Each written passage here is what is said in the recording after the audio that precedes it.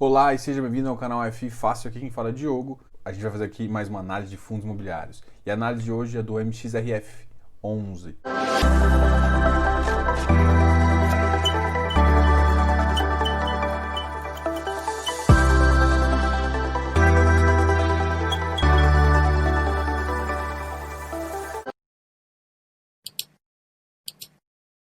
O MXRF11 é um fundo de gestão da XP. Uma outra coisa também que é muito importante, a análise aqui não é uma análise de um analista, é simplesmente uma opinião de um consultor justamente sobre esse ativo, tá ok? Então, tem essa diferença, aqui não é uma recomendação, não entenda isso como recomendação, é simplesmente uma opinião sobre o ativo com base na carteira dele. Então o que a gente vai fazer aqui hoje? A gente vai falar um pouquinho do MXRF, da carteira dele atual, de como a gestão traz o fundo a público e também vai falar um pouquinho da carteira do pipeline e da viabilidade da sexta emissão.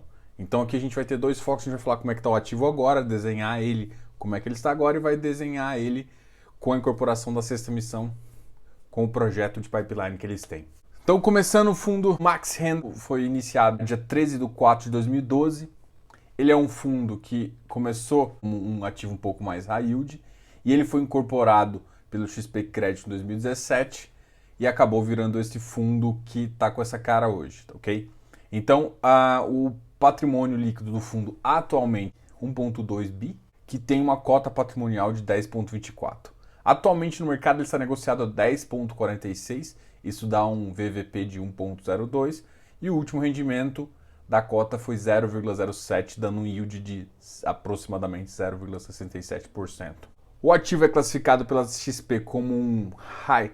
Ele tem, pelo que a gestão fala, ele é um high grade e middle risk. Eles tentam trazer esse ativo mais para essa pegada mais high grade. É isso que traz no relatório. E aí eu vou comentar um pouquinho sobre como eu vejo esse fundo e o que, na verdade, como ele foi desenhado, assim. Beleza? É muito interessante saber que em 2017, assim, quando ele foi incorporado, quando o XP Credit foi incorporado pelo MXRF, teve uma mudança de cota de base 100 para base 10.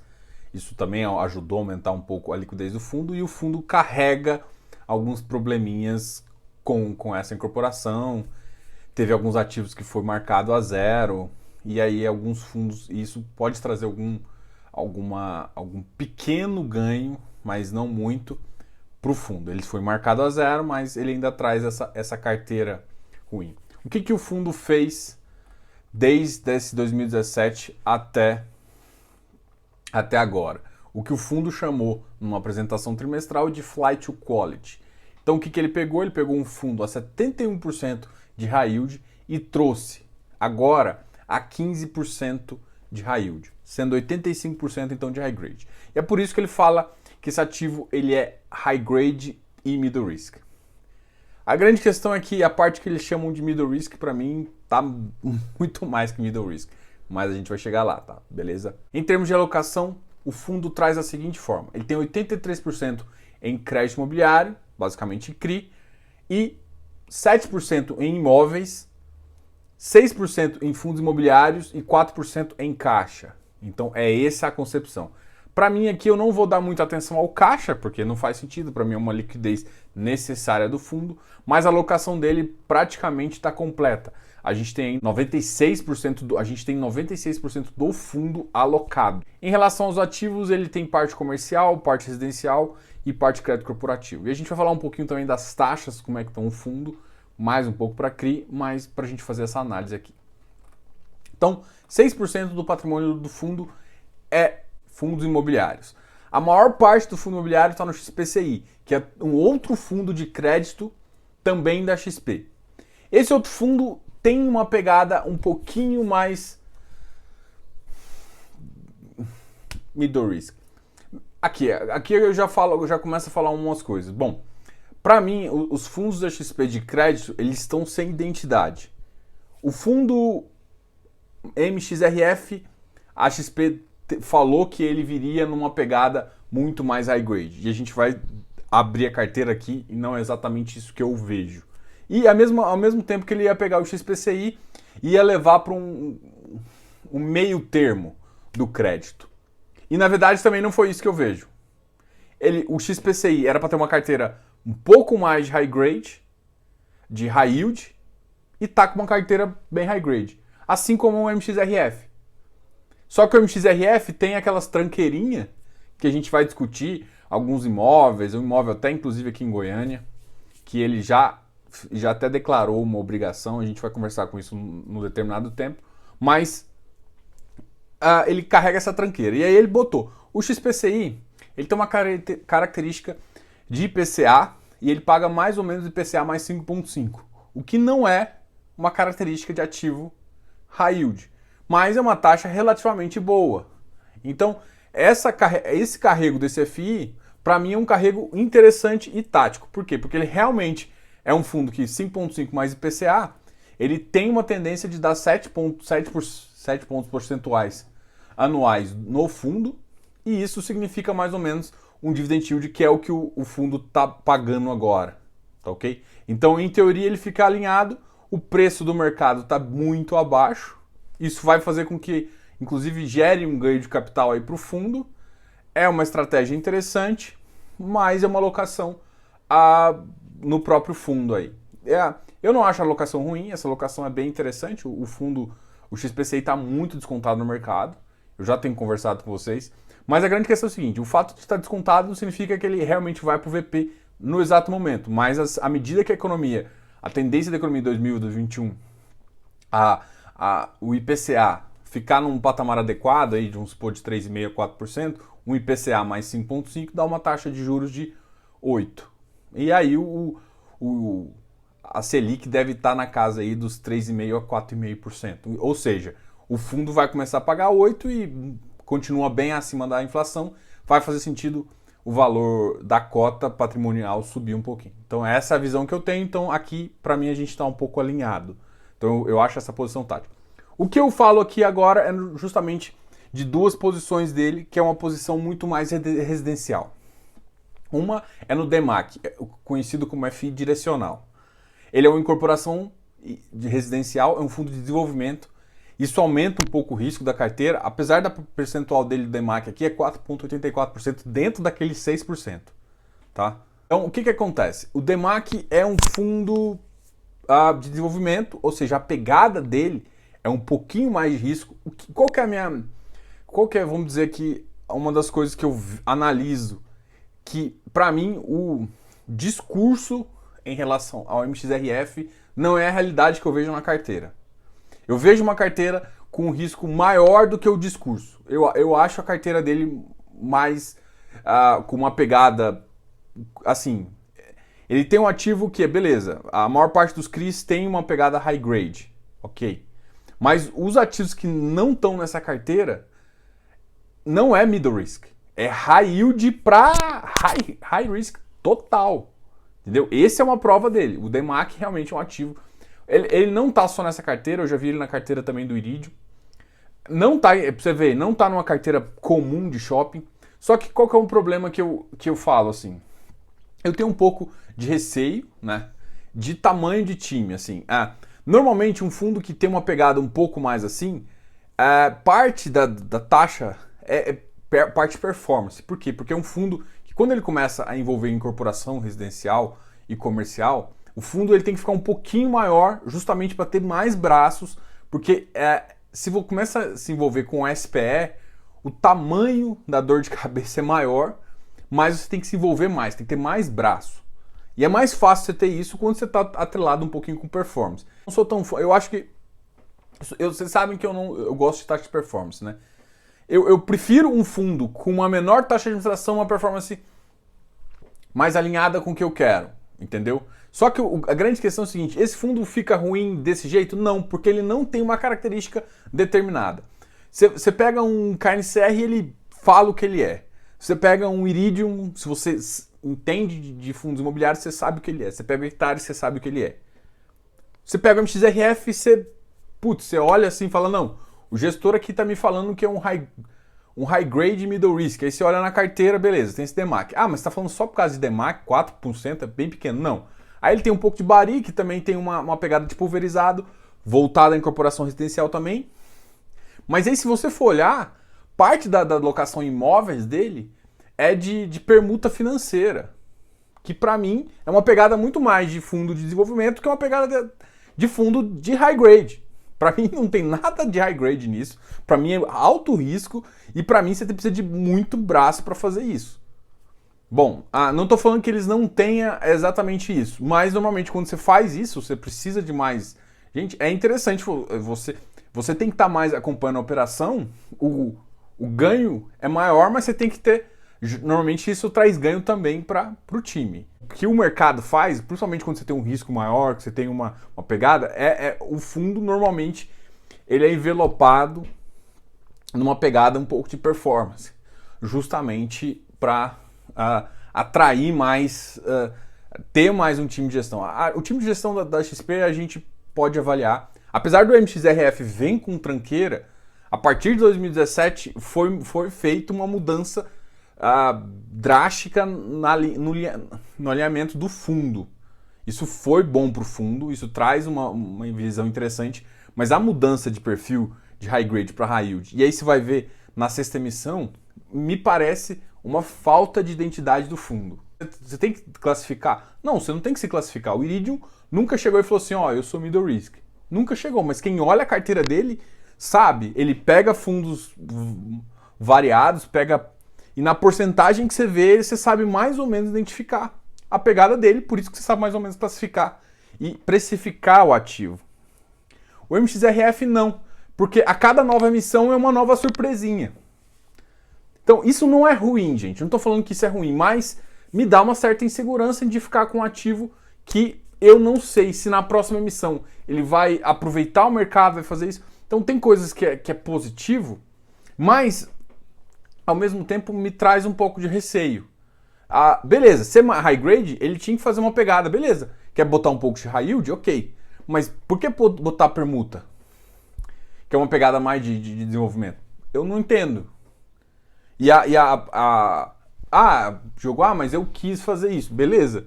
Mas para mim, então, mude sua visão de risco. Então, na carteira de FI, a gente já começa a ver uma pegada disso.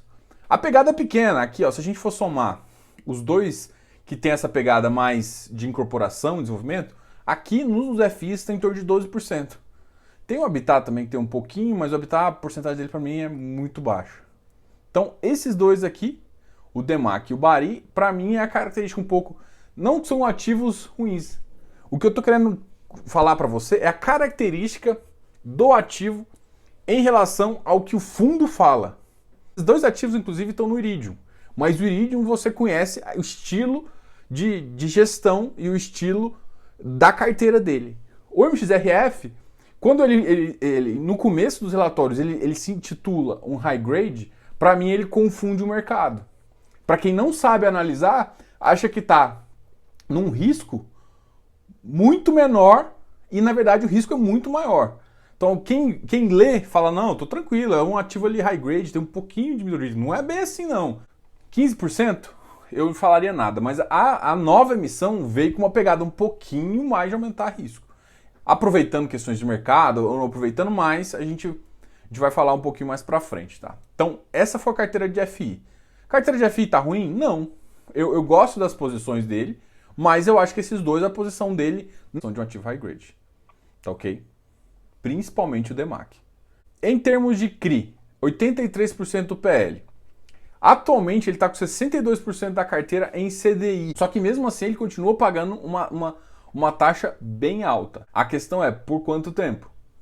A adequação da carteira dele, por isso ele aumentou as taxas nessa emissão agora, vai fazer com que o fundo realmente consiga sustentavelmente pagar esse 0,7, que é o que o fundo realmente está prometendo na viabilidade. O MXRF, ele é um fundo que, apesar dele ter essa característica de CDI, a precificação dele não caiu.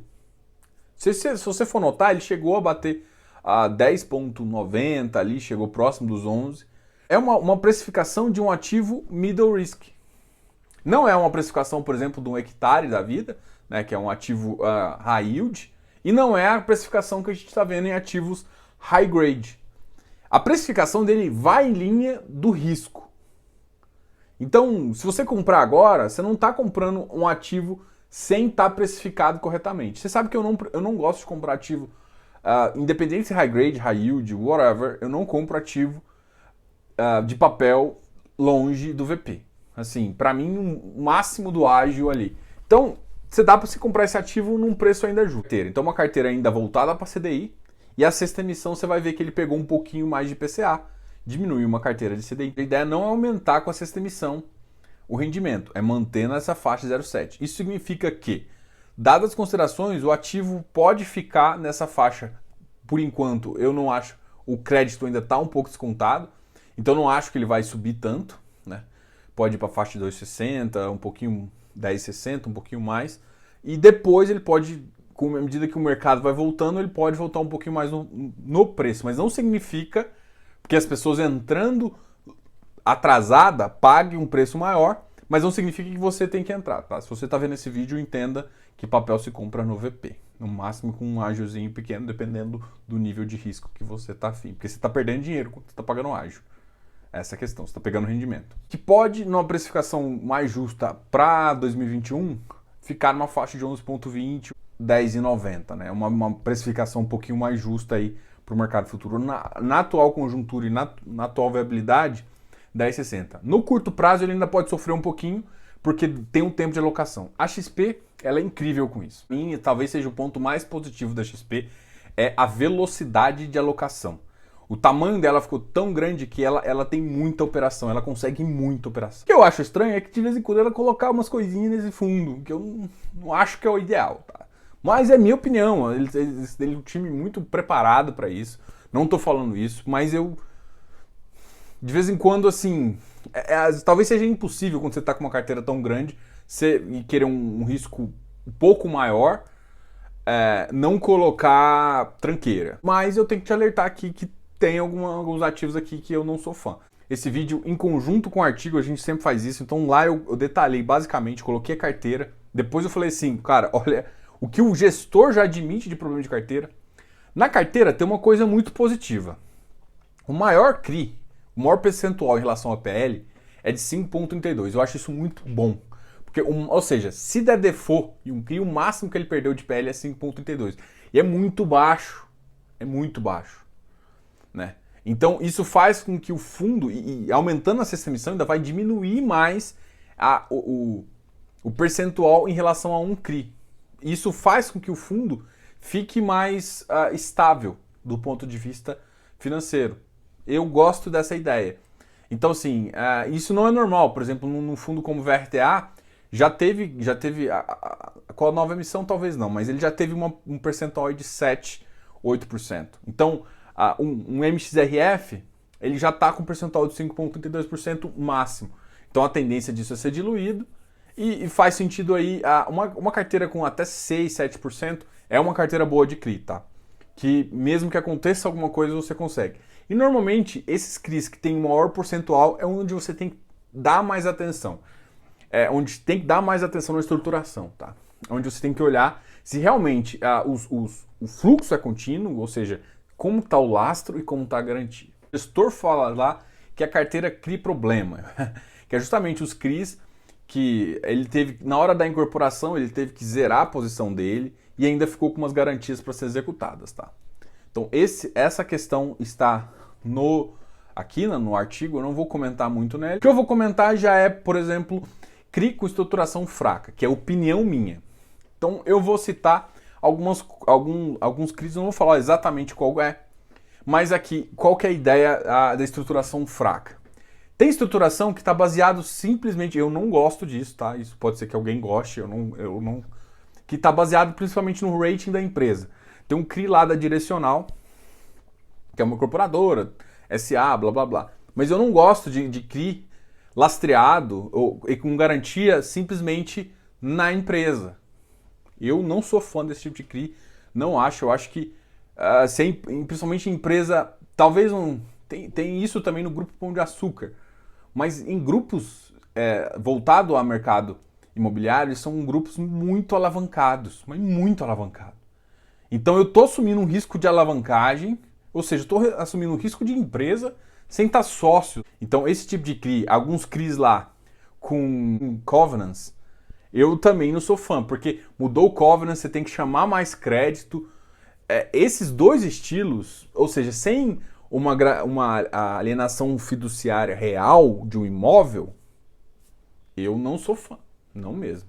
Então eu coloquei uma listagem lá, o PL do fundo é 1,2 bi, para mim 200 milhões ali está em crédito da carteira atual, em crédito com eu não vou dizer garantia ruim, mas garantia mais fraca que as outras. Enfim, essa é a minha visão. Eu coloquei uma lista lá. Aí tem outras, assim, abaixo de 200, de 2 milhões, eu não coloquei nada, tá? Então tem um monte lá, mas aí não faz mais sentido, porque pra mim eu quero que você tome visão do que é mais preocupante. Então olha lá, se você achar que a garantia é suficiente para você, fica tranquilo. Então, assim, eu prefiro um risco de uma empresa média com garantias reais do que um risco de uma empresa grande sem alienação, sem um imóvel, sem algum artigo real, um imóvel real para me dar garantia. E agora a gente vai falar dos ativos imobiliários. A gente está falando da carteira atual ainda. 7% da carteira atual é ativos imobiliários. E o fundo, ele começou a fazer uma pegada de permuta financeira. Existem dois permutantes, quem trabalha com o mercado imobiliário conhece. Um é o permutante que é o terreneiro, às vezes, né? O que ele entra? Ele entra por lá e ele pega as unidades para vender. Isso é a permuta física. Uma permuta financeira, independente, você entra com valor financeiro e o que você recebe é um percentual do VGV. Isso está muito claro lá. Não é novidade, talvez você não conheça essa estrutura. Então estou te explicando aqui qual que é a estrutura. Então basicamente você está sendo sócio. Então o que é essa minha pegada de 7% imóvel? Para mim é um 7% que você está basicamente no risco de desenvolvimento. E você entende isso. Ou seja, eu gosto de papel de desenvolvimento, mas para mim não condiz com o que o fundo fala justamente de um risco de high grade. Para mim o MXRF não é nada high grade.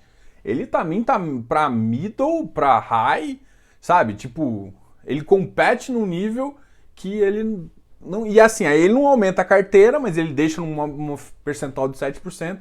Mas, assim, é essa a questão dele. Se você topa esse risco, beleza. A grande questão é o seguinte, pra mim isso me dá mais trabalho de avaliar. E eu vou avaliar um MXRF, uma carteira de 7% disso, ou seja, 7% eu vou ter que abrir a... Então, assim, eu não gosto desse mix que eles fazem. Aí eu já estou falando minha opinião, mas minha opinião, eu escolho, assim, eu gosto de ativos de desenvolvimento, mas em ativos de desenvolvimento, não em ativos high grade. Eu não sou, mas aqui ele está falando que é high grade para middle risk. Beleza, mas para mim, esse 7% para mim está num risco muito maior que middle, tá? E aí, para provar um pouco por que eu acho isso também, você vai ver aqui que o fundo teve um probleminha, dos vários probleminhas do CRI já passado, teve um problema justamente com uma SPA aqui em Goiânia, Terra Mundi, com a Jardim América 1 e Jardim 2, que é um residencial e um comercial. E aí você vai analisar o que acontece. O fundo entrou com uma participação na SPE, com um contrato dizendo que no momento, se ele achasse que o retorno não estava voltando, ele poderia exercer o direito de venda das cotas. As cotas são reajustadas e tudo mais, e aí ele consegue exercer o de vendas e de quem ele exerceu, né, tem a obrigação para comprar. O que está acontecendo é que eles não pagaram. E aí o fundo não reconheceu isso como zero, tá? O fundo reconheceu isso como obrigação a pagar, apesar de ter um processo. Então, o que eles estão achando é que o processo vai dar ganho de causa. A grande questão é saber como que essa companhia tá. Por exemplo, eu fiz uma análise do Tegar. E o que eu comentei foi justamente isso. O fundo começa a aumentar e pode dar problema em algum ativo, como deu problema nesse ativo aqui. Isso é normal em corporação. É isso que eu acho que vocês não estão entendendo. Gente, em corporação, uma hora ou outra vai dar problema. Vai ter problema de venda. Isso não é absurdo. O mercado vira. Só que, então você tem que ter uma carteira suficiente madura para suportar isso. O MXRF tem essa carteira, tá? Ele não vai ficar com dificuldade, não vai atrapalhar tanto o ativo e quando ganhar, ele começa a pagar. O problema é o seguinte, normalmente um fundo de desenvolvimento, ele tem uma estrutura mais robusta para fazer isso e basicamente já fica embutido no ganho de capital dele essas questões jurídicas. O que eu estou querendo falar? Um fundo de desenvolvimento, você entra com um fundo de desenvolvimento para pegar 15%. Para pegar. Realmente, você não vai entrar com um fundo de desenvolvimento para pegar 200, 300% do CDI, não faz sentido. Então, para mim, mistura uma pegada de um fundo que não é. Então, assim, o fundo blinda isso com o papel. Então, assim, ele tem uma pegada de desenvolvimento, mas não é o fundo de desenvolvimento, porque ele não lucra como um fundo de desenvolvimento. Mas aí o que acontece? O lucro, quando tem, não, tipo, eu posso ser prejudicado a minha carteira de CRI. Então, quando você tem uma carteira mais balanceada, um pouco mais de desenvolvimento, que é, por exemplo, no caso do Tegar, do Tord, eu acho que faz mais sentido. Se só 7%, se der dor de cabeça, para mim, não sei se vale, entendeu? Então, eu não gosto dessa estruturação estruturação não, esse tipo de alocação com 7% nessa pegada. Principalmente a XP falando que ele é um ativo high grade. Então, eu não gosto desse mix que eles estão fazendo. Então, essa é a visão. É um ativo ruim, não vai conseguir pagar? Não, provavelmente vai conseguir pagar. Só que ele vai conseguir pagar não porque ele é middle risk, porque ele está com uma pegada de alto risco ali em cima.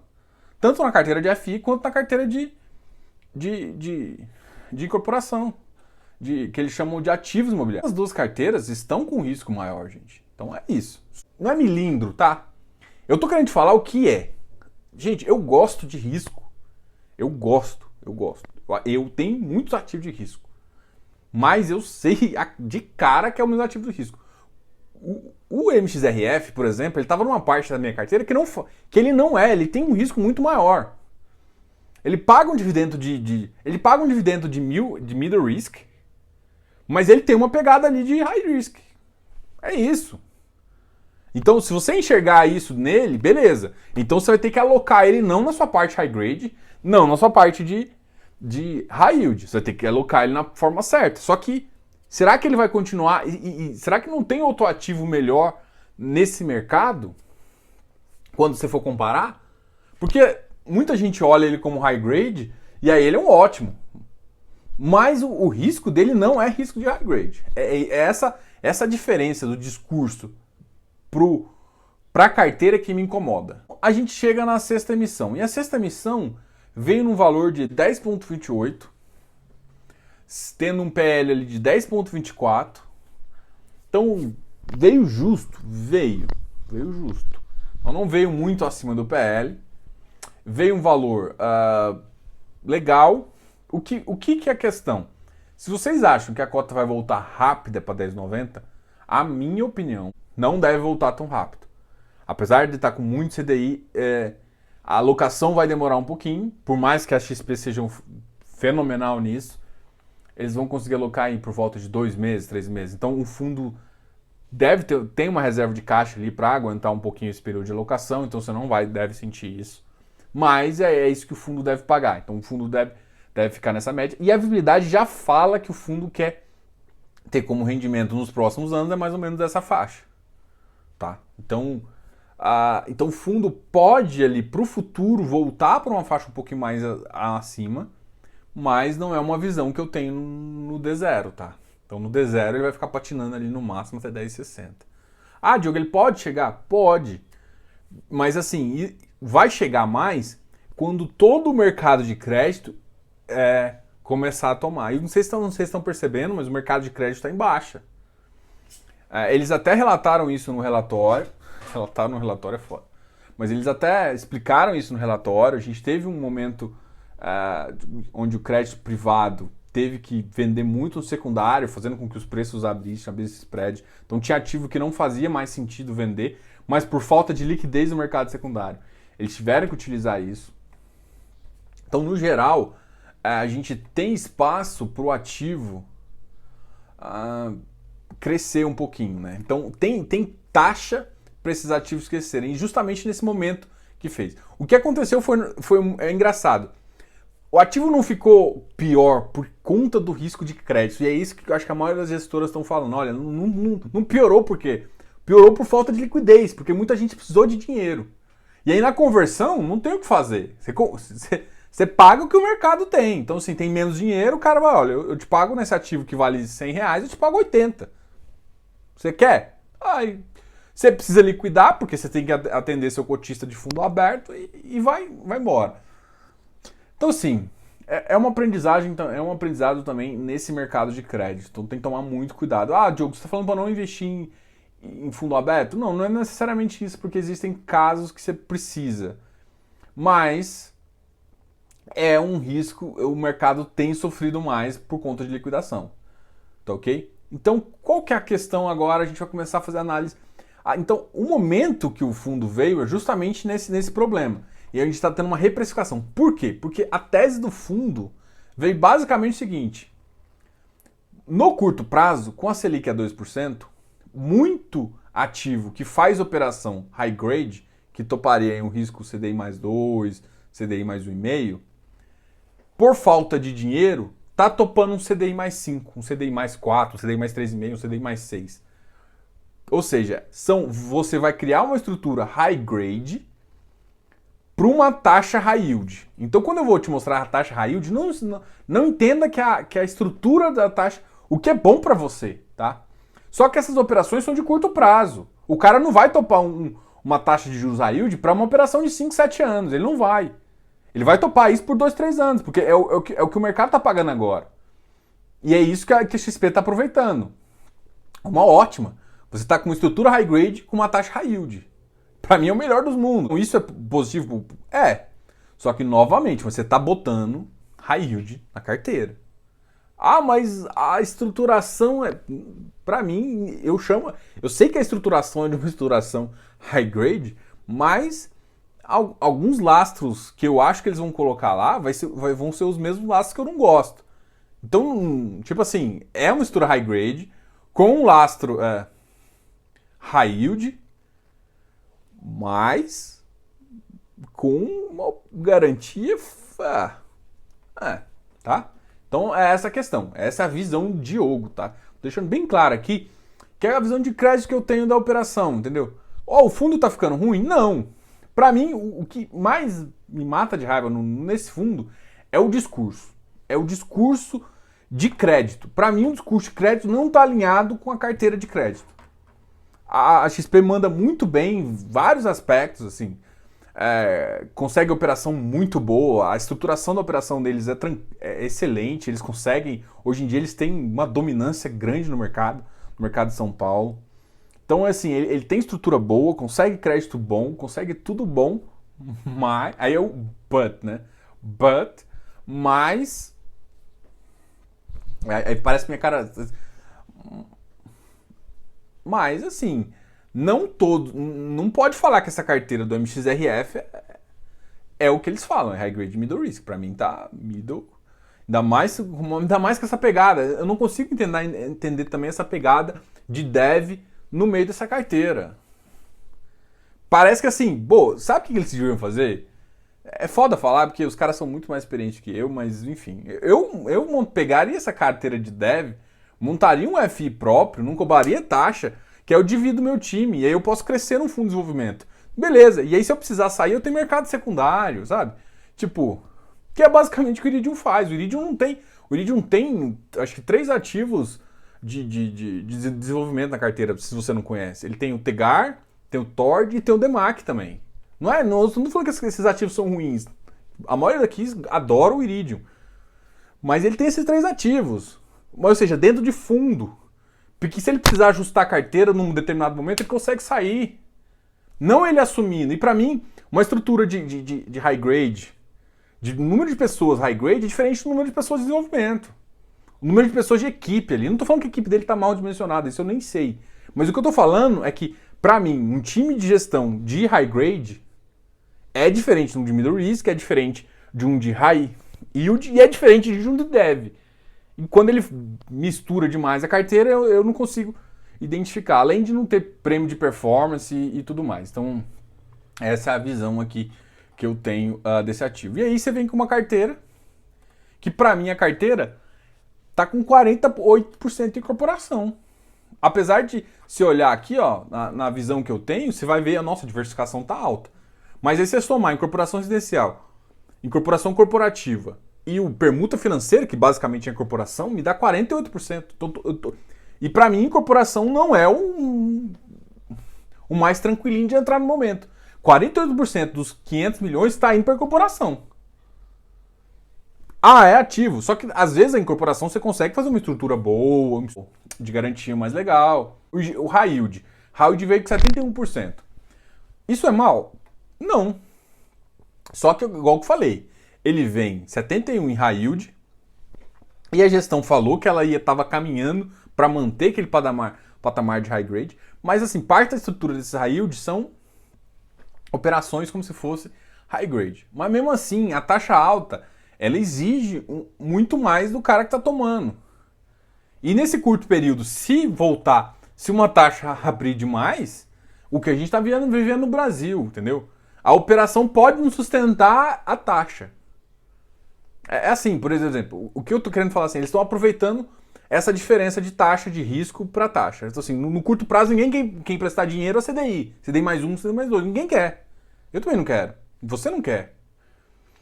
Mas, e quem tá com CDI mais dois, tipo KNCR, Vigir, tá com uma carteira ali, tá sofrendo pra caralho. Entendeu? Então, é essa a questão. Só que eles não querem. Beleza, aí muita gente tá topando. Cara, o CDI tá 2, bota o CDI mais 3, CDI mais 4, tem um juro de 6%, que é um juros relativamente baixo. Eu ganho menos agora, mas eu sei que eu vou ficar com 2 anos de taxa de operação. E assim, eu tenho o risco ainda do cara me executar antes, ou seja, quitar a amortização antes. Mas normalmente em incorporação os caras não fazem isso não, mas outros casos pode ser.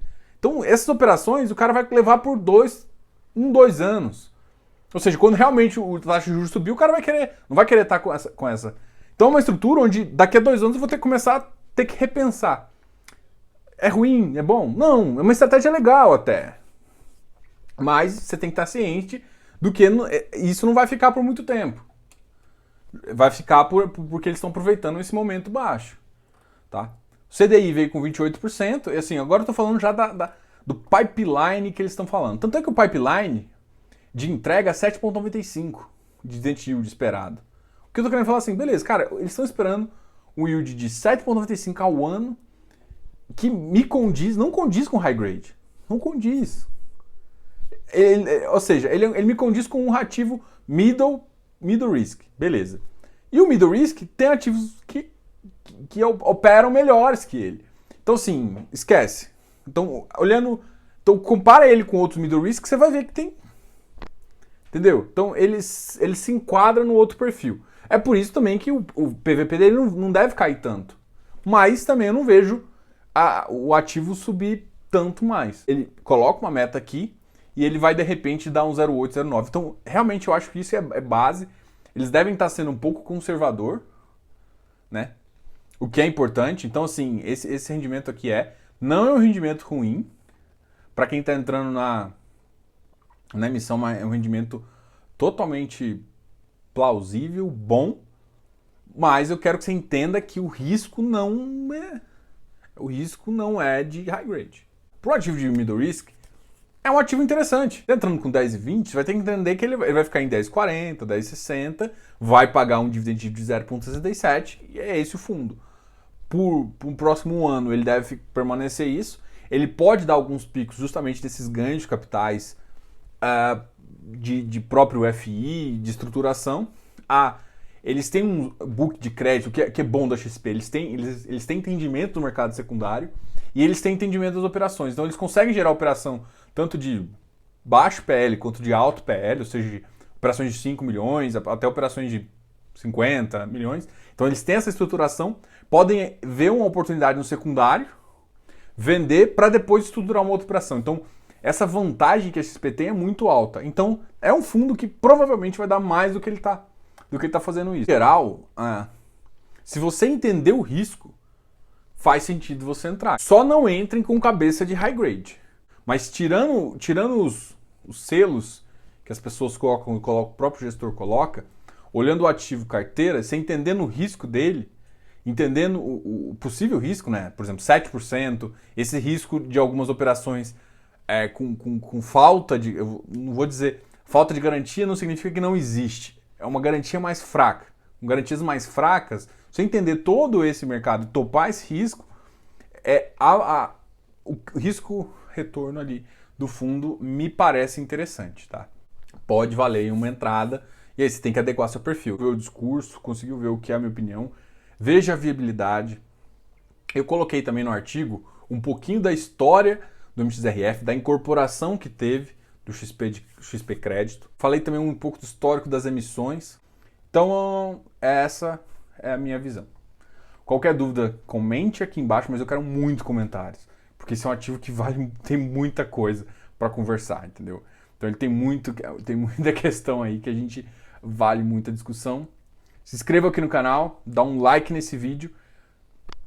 Grande abraço, Diogo, canal F Fácil.